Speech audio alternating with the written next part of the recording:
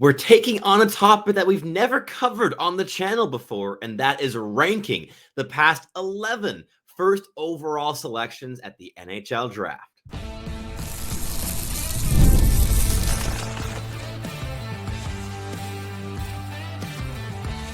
You are Locked On NHL Prospects, part of the Locked On Podcast Network. Your team every day. Hello, and welcome back to Locked On NHL Prospects, part of the Locked On Podcast Network, your team every day.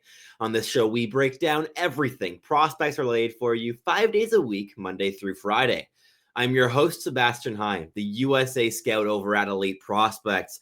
Now, on today's episode, we're going to be digging back into the history books a little bit, going back 11 years, which is a bigger time frame than we typically focus on here on the channel as we look at prospects, which is typically young players. And not all the players here that we're talking about today are still young, but these are the top picks in the last 11 drafts, the first overall guys, and we're going to rank them. There are 4 tiers. The first tier only consists of one player. I don't think this is going to surprise many people who that player may be, but we're going to be doing more of a countdown. We're going from the quote-unquote worst first overall pick to the best.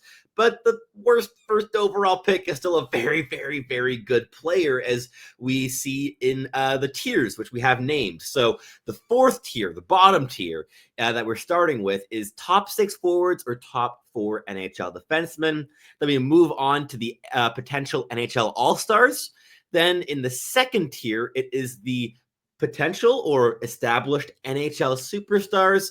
And the top tier is best in the National Hockey League. So that's the lookout here for today's show. We're going to kick things off with the low end and work our way up here for the episode today. So I hope that you make yourselves comfortable, grab yourself something to drink, and let's just dive straight into the episode here because we've got a lot of names to talk about, 11 of them, of course. And kicking it off at number 11, the player that I had to rank bottom among first overall selections here in recent years. And it's a toss-up. I think that there's 2 players that are really contending for this spot, but I'm going to say Owen Power is finishing at number 11, top 4 defenseman in terms of his upside.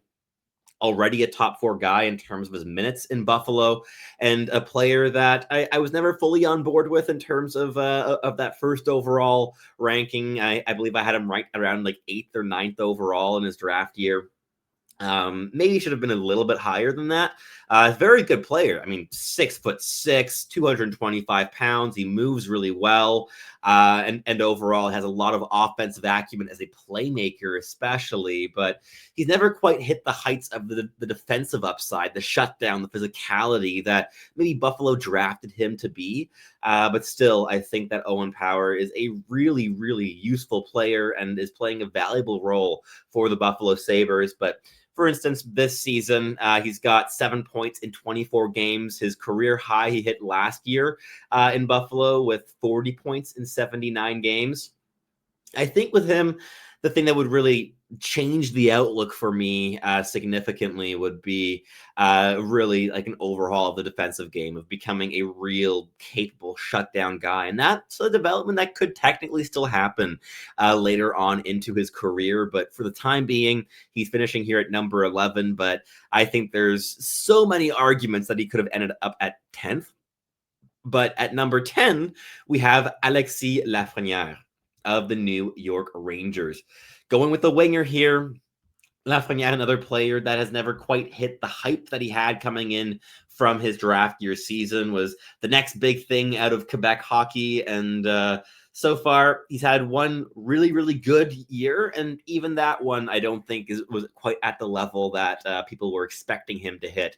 That was a 23-24 campaign where he played a full 82 games, scoring 28 goals and 57 points. Last season, he played another full healthy season, 17 goals, 45 points.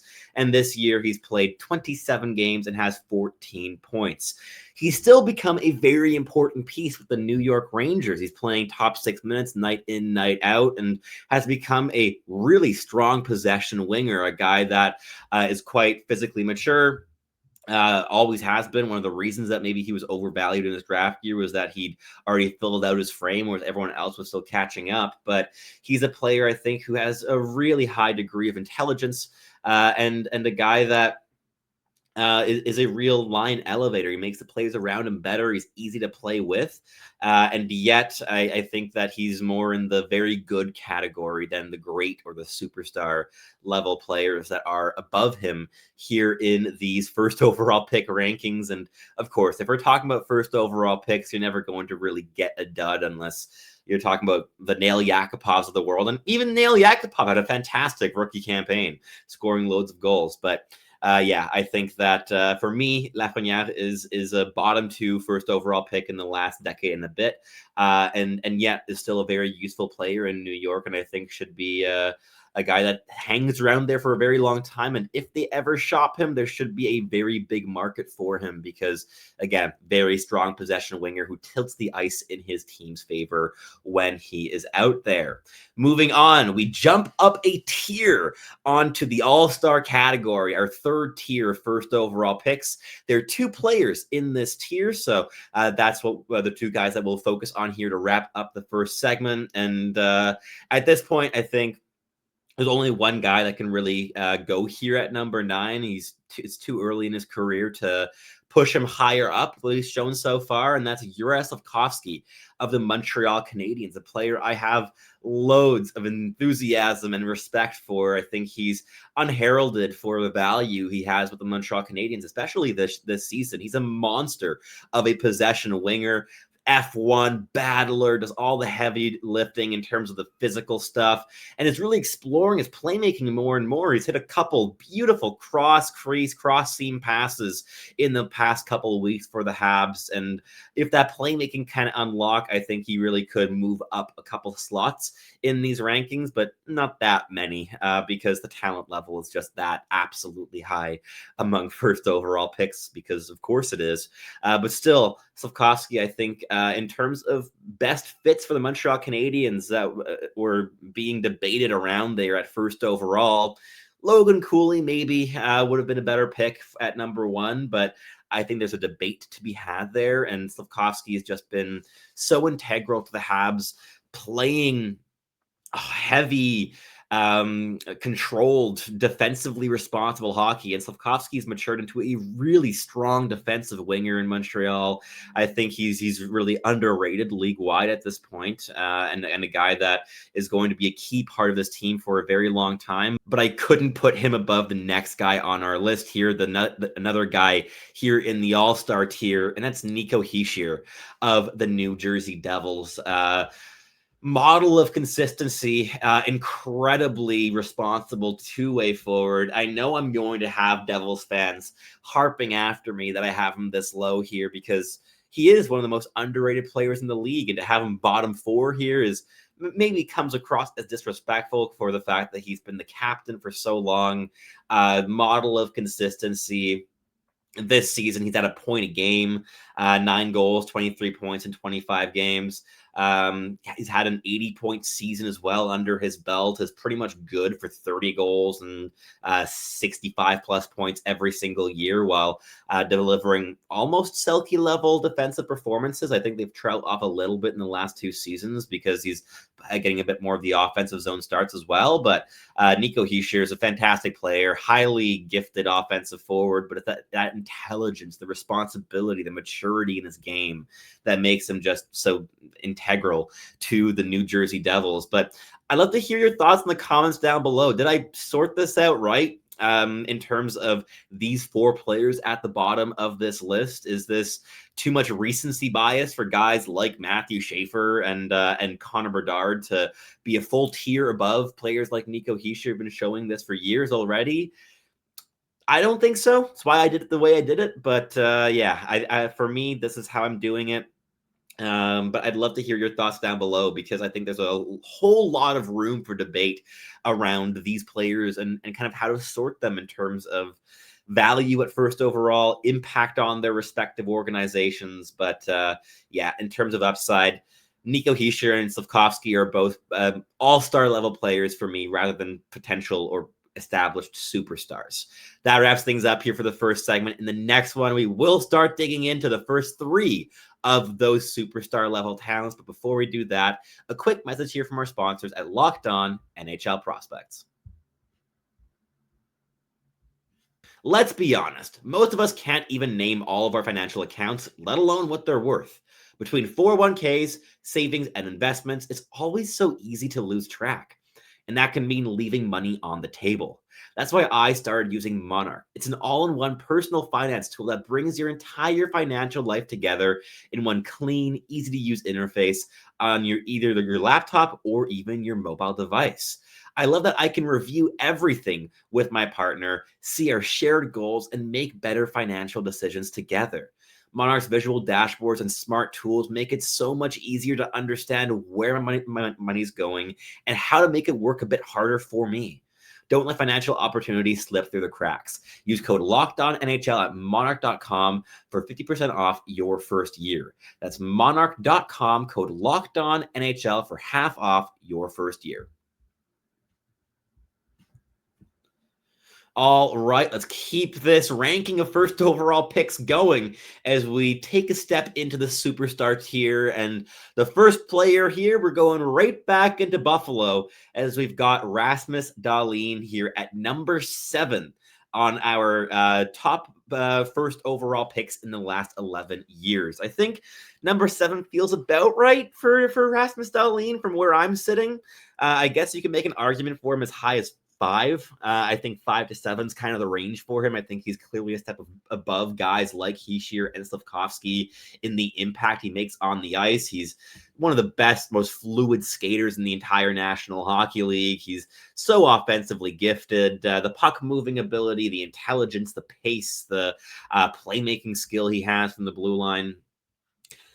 I don't think he's ever going to hit the franchise level upside or the truly like elite end of the superstar level that he was projected to when he was drafted first overall back in 2018. But I still think that Rasmus Dahlin is a player that can turn a game on its head when he has the puck on his stick, and a player that again has 16 points in 22 games so far this season. The production has been rolling in, the impact has been large, and he's such a confident player with the puck on his stick. And I think that Rasmus Dahlin is certainly a guy that you can build a team around, and Buffalo continues to try.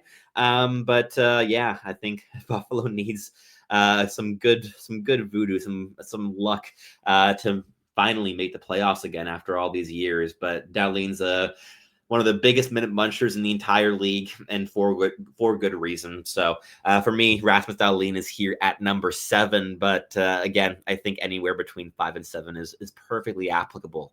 Then at number 6, I'm going with Connor Bedard here of the Chicago Blackhawks. And this is one that might be contentious among Hawks fans. I'm not sure. It might be contentious in multiple directions. This could be too high for some people, too low for others. But Bedard is a special talent. I think he has the potential to rise as high as number 2 in these among these players at the peak of his career. But at this point, I'm keeping him at number 6. Just for transparency's sake, the superstar tier goes between 2nd and 7th. So there's definitely room for movement within here. But currently, I do have Connor Bedard at number 6. And that being said, he is 4th in NHL scoring here at the time of recording, with 33 points in 24 games at the ripe young age of 20 years old. He just turned 20 in July, and he's already sitting top 5 in NHL scoring over a quarter of the way through the season. The arguments are there to have him higher, but I still think that this is an imperfect player, still has things to iron out in his game, especially in terms of still bulking up a little bit. He is up to 190 pounds now at 5'10", but he could still be a little bit more ferocious in battles, win a higher percentage of those 50-50 duels.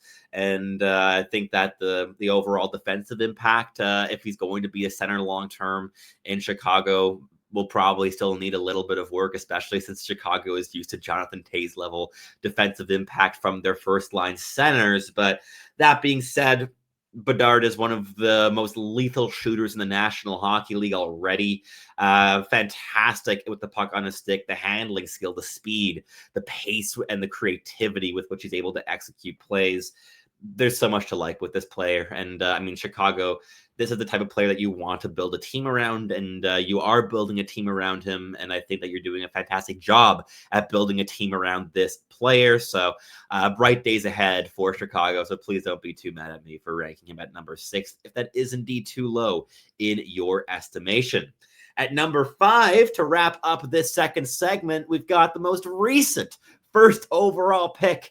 And this was not my expectation if you'd asked me 3 or 4 months ago. If I were to have made a list like this, Matthew Schaefer would have ended up anywhere between 8th and 11th in all likelihood. But here he is at number 5, top 5 first overall picks in the last 11 years. Just 25 games into his young NHL career, but he has just been unbelievably special already in the National Hockey League. I can't look past it.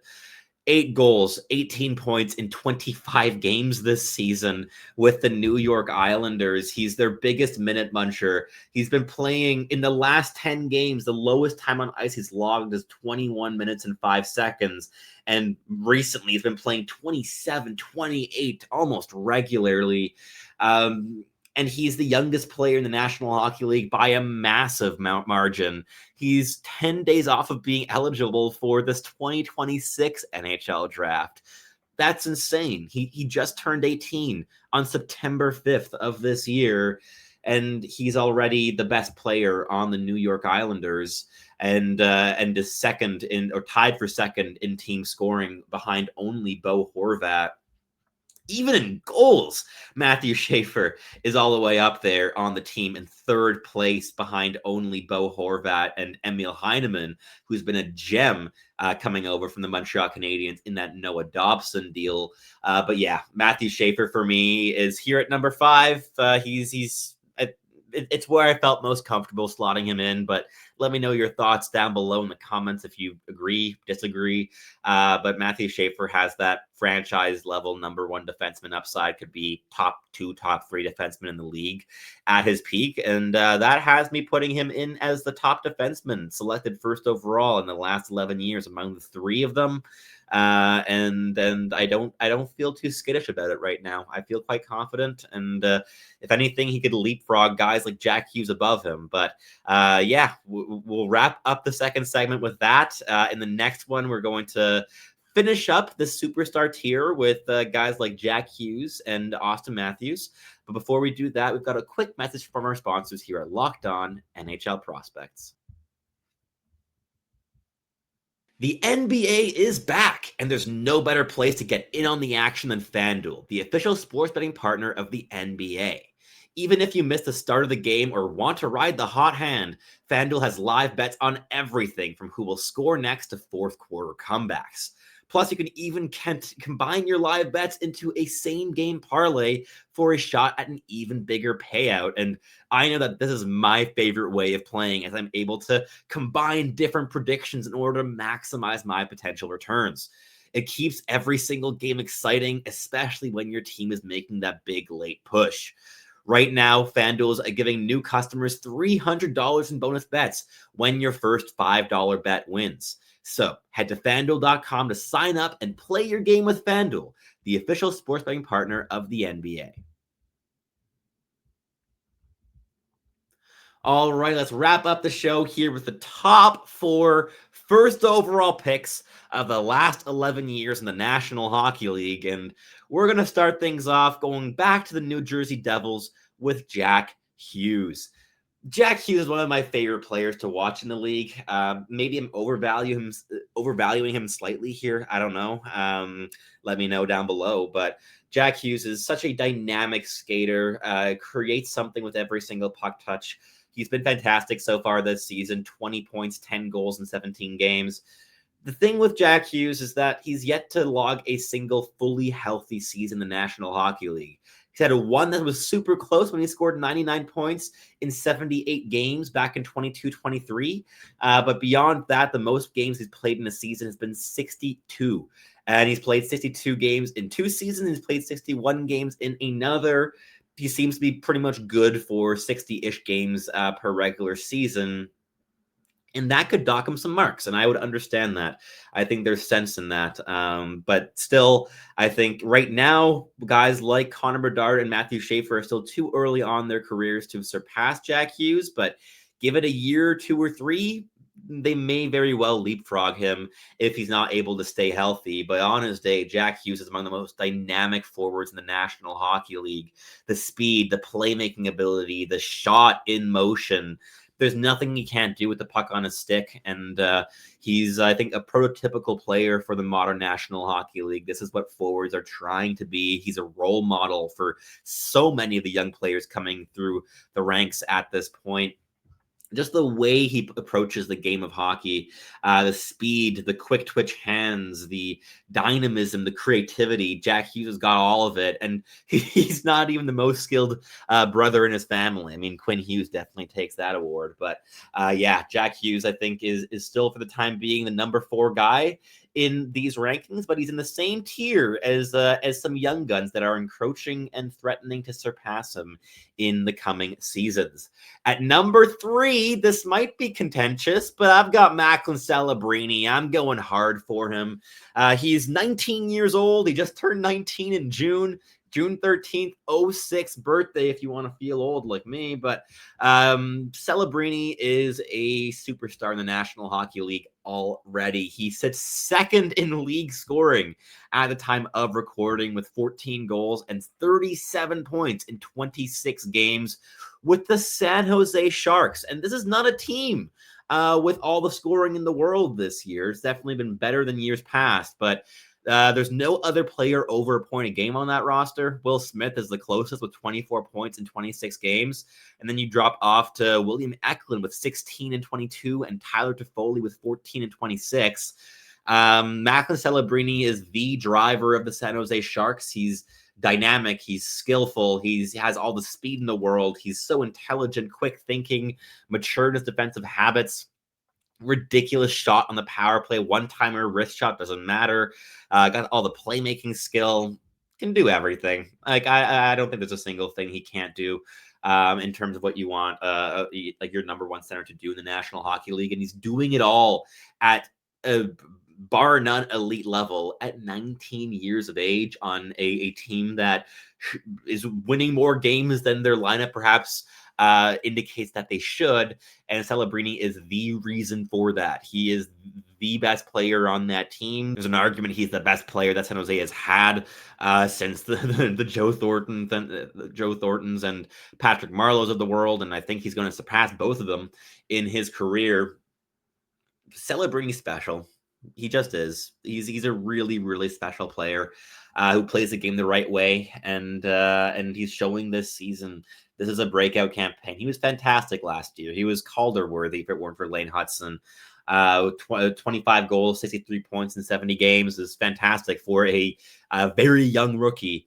And yet this season he has hit not just another gear. He's exploded past multiple gears and is catapulted from I don't know, a top 60 player in the league to a top 10 player in the league this season. He's been that good. So Celebrini is a guy that I can never get enough of in my viewings, and he's special. And perhaps like he's never going to hit the goal scoring heights of Austin Matthews, who's here at number 2. But I do think he could surpass Matthews in these rankings someday. He's so well-rounded, but so is Austin Matthews. So moving on here to number 2, we do have the Toronto Maple Leafs captain, who has struggled a bit this season. Has had some injuries. Obviously, he's been back now for the last week or so, and has 3 points in 3 games since returning. So he's up to 10 goals and 17 points in 20 games this season. Uncharacteristically below point a game production, but obviously losing Mitch Marner plays a big role in that. But Austin Matthews is a tremendous defensive forward as well. He's hit 60 goals twice. He's a guy that can do a bit of everything in terms of being arguably the best goal scorer in the National Hockey League at the point as of right now. And on top of that, bringing all that defensive value, playmaking, play driving, you name it, Austin Matthews is doing it at a high level. He's been the cornerstone in Toronto, but I think he's got to win some playoff games. I know it's perhaps a little bit of a cliche, but Matthews has been a part of so many failed playoff runs, and it just looked so demoralized, I think, in the playoffs in recent seasons. He's going to have to find another gear in the postseason, because as fantastic as he has been in the regular season, he's only once been twice been over a point a game in the playoffs, and both of those came in first round exits. He has more to show, I think, in the postseason. It's just the Toronto curse, right? So Austin Matthews is at number 2. I think he will remain at number 2 for a while, but there are definitely a couple guys that are on his heels with Celebrini and Schaefer and Bedard, all these young guns drafted first overall in the last 3 years. And we'll see if he's able to hang on to it in 5 years' time to be still in this range. But we wrap things up with the player that none of you are surprised to see here at number 1. It would be a travesty if you weren't, because he is the best player in the National Hockey League. And that's the number 1 tier, the number 1 player, the only player in that tier, the best in the NHL tier. And that's Connor McDavid. That's the generational level talent player who has just been breaking records left and right. And I mean, I don't even know what more there is to say about McDavid. I mean, this is a player with who's third or fourth in league scoring currently, with 36 points in 26 games. And Edmonton has been struggling throughout this season. They're not winning many games, but McDavid is still being McDavid. And you have to go all the way back to 1920 for a year where McDavid has not hit 100 points in the NHL. It's only happened twice in his rookie campaign, where he was limited to 45 games, as well as that 1920 season where he was limited to 64, and he still got 97 points on that season. So McDavid is absolutely insane. He's now played in 738 NHL games, and he has 1,118 points. That is averaging 1.51 points per game in the National Hockey League. And in the playoffs, it's even higher, 1.56 points per game. He's dragged Edmonton to a cup final now 2 years in a row. 150 points in 96 playoff games through his career. Is over an assist a game in the postseason. I don't think anyone is passing McDavid on this list, and I'm massive fans of a lot of these guys, whether it be Celebrini or Bedard or Schaefer. Players like McDavid come around once or twice every 25 years, right? You've got, if you're looking back, you've got Crosby. Maybe you can throw in Yager in that conversation. You've got Lemieux. You've got, of course, Gretzky. You've got, I mean, if you're talking about defensemen, if Cale Makar had been the first overall pick, maybe there'd be a conversation, or at least he'd be in the same tier as Connor McDavid, as a generational talent who is going to go down the history books as a top 3 player in his position all time. I mean, I think it'll be between Cale Makar, Nick Lidstrom, and Bobby Orr, probably, in terms of top defensemen of all time. I mean, I'm sure you could throw in a couple more names that will be contending, but for me, those are the 3 that stand out. And but McDavid here is number one. Should not surprise any of you. And that wraps up this episode of ranking the past 11 first overall picks. Made it 11 rather than 10 because I did want to include McDavid in this, especially because it gave us a good ceiling, a good number one player to kind of add context to where all the others are ranked. I think that made sense for this episode. But that is it here for us today. If you're watching on YouTube, please do like, subscribe, leave us a comment down below. And if you're listening on your favorite podcasting platform, please do make sure to make us your first listen of the day as per usual. And for your second listen, please do go on and check out Locked On Fantasy Hockey, where Flip and Steel break down everything you need to know to build yourself a competitive and sustainable fantasy roster. Thank you for listening as always, and I look forward to catching you tuning in again very, very soon.